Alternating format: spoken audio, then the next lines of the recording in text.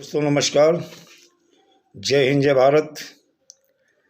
नाम रमेश सिंह, ठगी पीढ़ी जमाकर्ता तब जब संगठन के राष्ट्रीय महासचिव।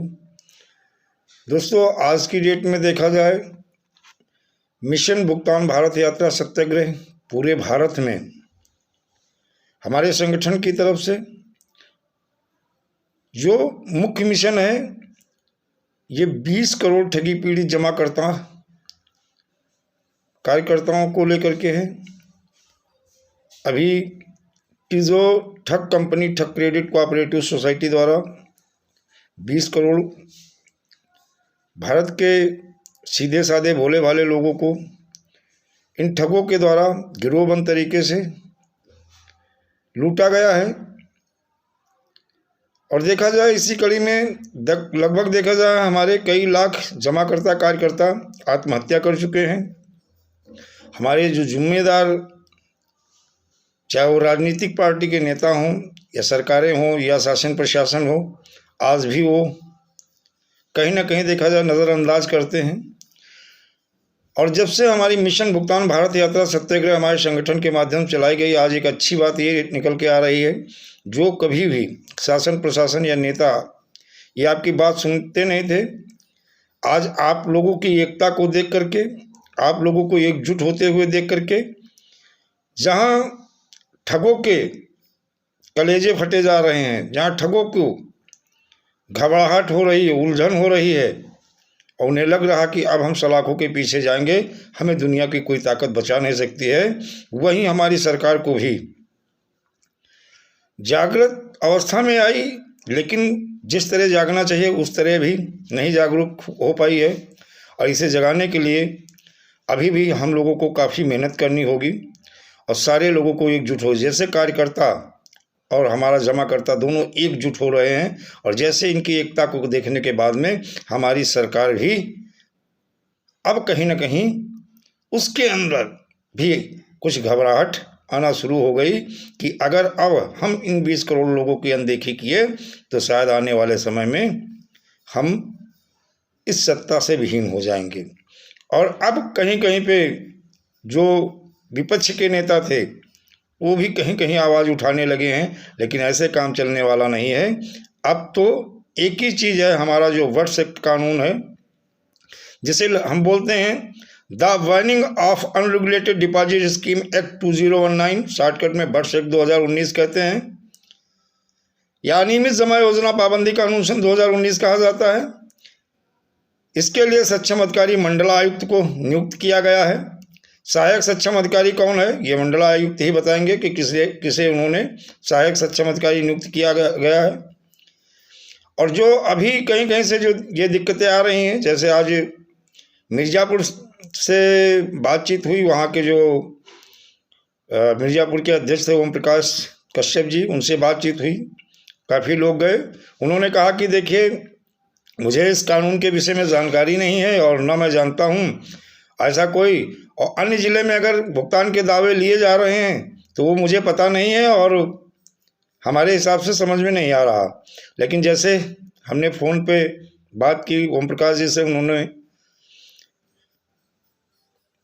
फ़ोन का वॉल्यूम मतलब जो है वो खोल दिया। उसके बाद में जब आवाज़ उनके कानों तक पहुंची, मैंने बताया कि वित्तीय अधिष्ठान जमाकर्ता हित संरक्षण अधिनियम 2016 में अन्य जनपद के जो अपर जिला मजिस्ट्रेट वित्त राजस्व हैं, जिस आधार से ले रहे हैं, डेटाबेस तैयार करेंगे, या जो नोडल अधिकारी पुलिस अधीक्षक अपराध हैं वो जांच कराएंगे और विवेचना करा करके और फिर जो है अपर जिला मजिस्ट्रेट वित्त राजस्व को भेजेंगे। और ये जो जब तक अभी ऐप बन नहीं जाता है तब तक ये सारा हर जिले का अपर जिला मजिस्ट्रेट वित्त राजस्व इकट्ठा करेंगे, डेटा तैयार करेंगे और वो जानकारी महानिदेशक वित्त फाइनेंस को उपलब्ध कराएंगे।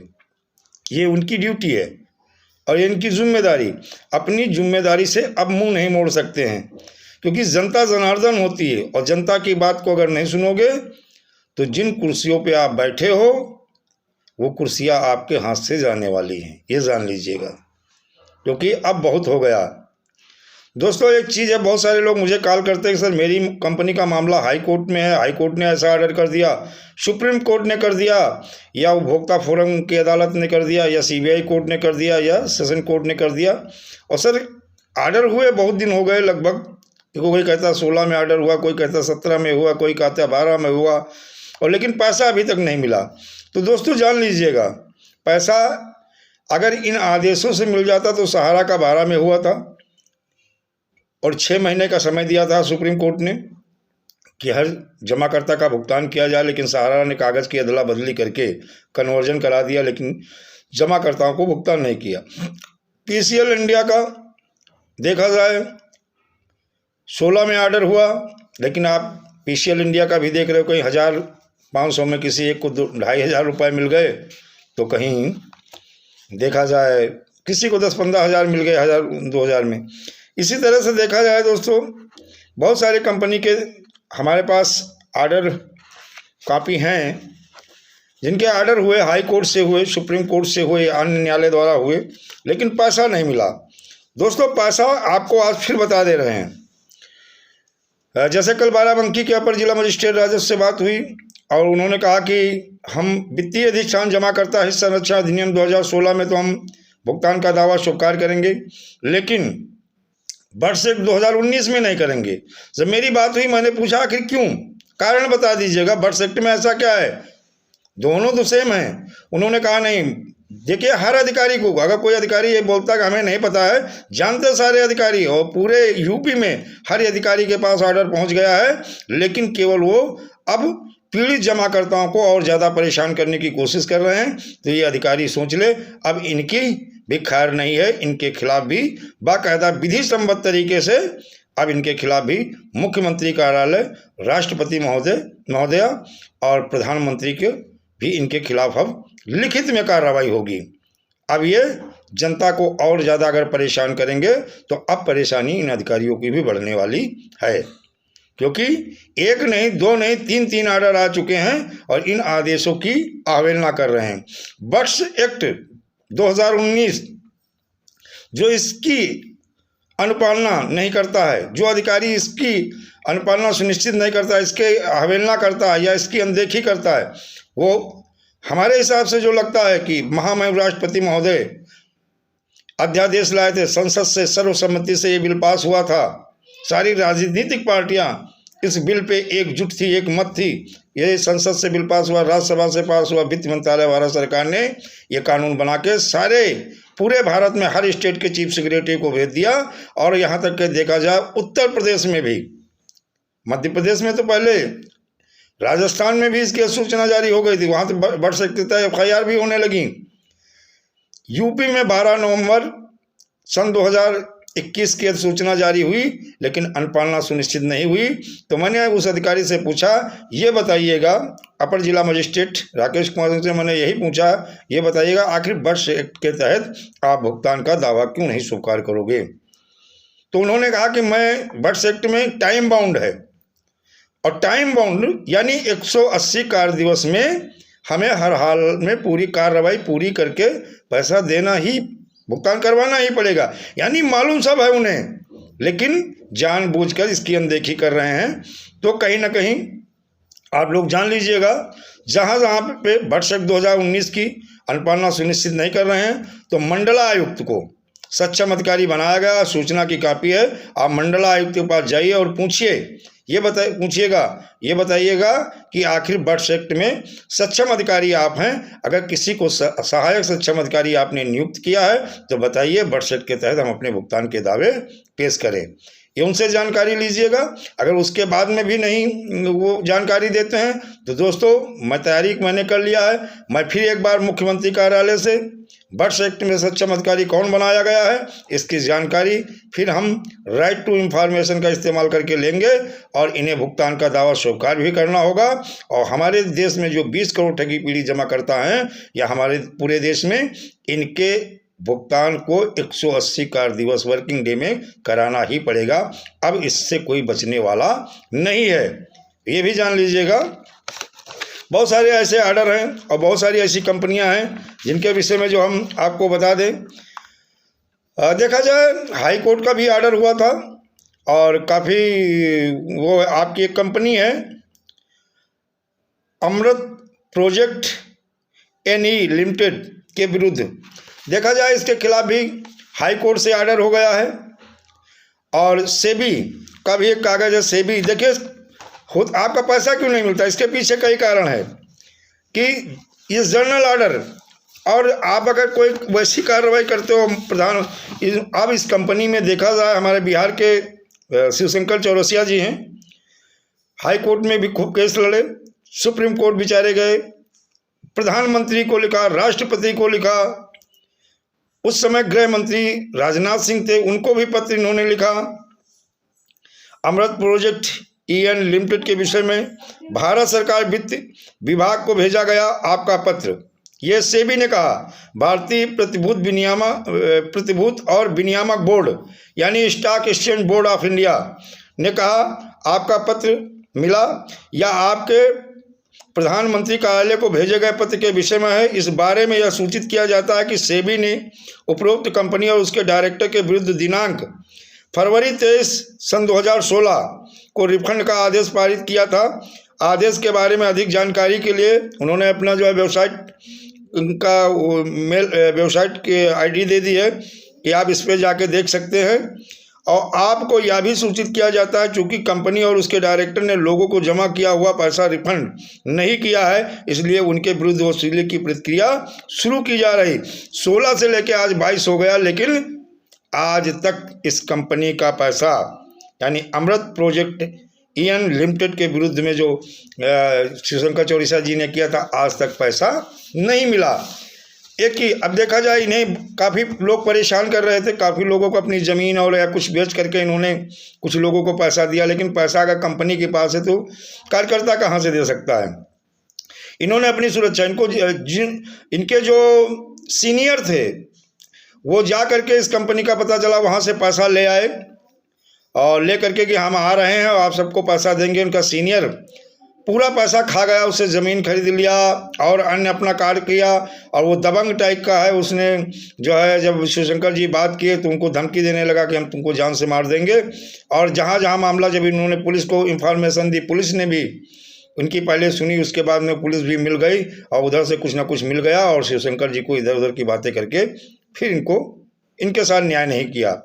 तो दोस्तों, फिर इन्होंने देखा जाए उस समय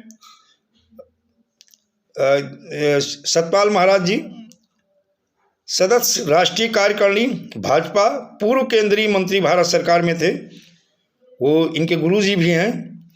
और उनको इन्होंने पत्र लिखा, उनसे बात की तो उन्होंने उस समय गृह मंत्री राजनाथ सिंह थे, उनको एक पत्र लिखा और इनकी सुरक्षा को लेकर के।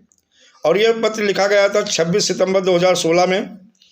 उन्होंने राजनाथ सिंह को ये लिखा, सम्मानित श्री राजनाथ सिंह जी, मैं आपके पास श्री शिवशंकर चौरसिया पुत्र जनकधारी चौरसिया, ग्राम व पोस्ट कुदरकट, जिला पूर्वी चंपारण, बिहार से प्राप्त स्वतः स्पष्ट प्रार्थना पत्र संलग्न सहित अग्रसर कर रहा हूं।